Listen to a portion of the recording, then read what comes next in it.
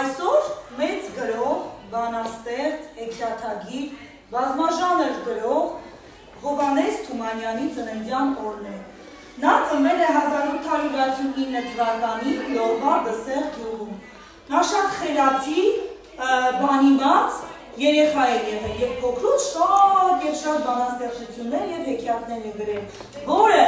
մինչեւ հիմա հասել են մեր օրեր եւ դուք բոլորը ամեն օր լսում եք նրա բանաստեղծությունները, հեքիաթները, սովորում ենք մենք միասին։ Այսօր ես ձեզ ուզում եմ ներկայացնել մի փոքրիկ հեքիաթ նրա հեքիաթներից Ուլիկը հեքիաթը, որը կներկայացնեմ ձեզ փոքրիկ բեմականացման միջոցով։ Խոր անտառում մի տնակում ապրում էր մի այծ իր Ուլիկի հետ միասին։ Նրանք միասին ապրում էին երջանիկ, կամ ես անուշ կապտամ քեզ։ Ուլիկը դուռը բաց էր անում, այծը մտնում էր ներս, կաթը ուտում էր Ուլիկը եւ այծը նորից գնում էր կաթ բերելու իր Ուլիկին, որ Ուլիկը սոված չմնա։ Չար գայլը հետևում է այծին, լսում է թե նա ինչպես է ամեն օր գալիս, ինչպես է մտնում ներս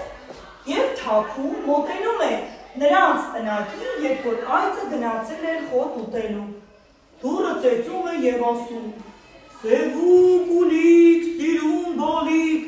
ման եմ եկել սորեսոր, կոթ եմ բերել ձեզ քեզ համար, դռնակը բաց, ներս կամ ես, անուշ կաթ տամ քեզ»։ Բայց Ուլիկը միամիտ չէր։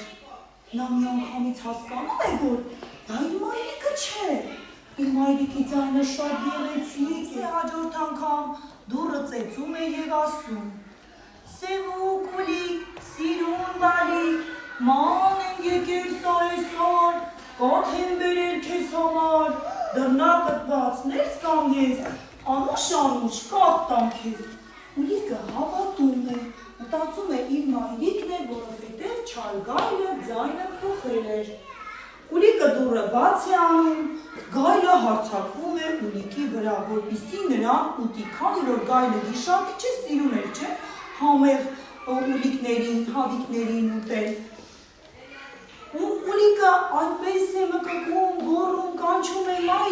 մայրիկ, խոր անտառից հեռվից այծը լսում է նրա ձայնը,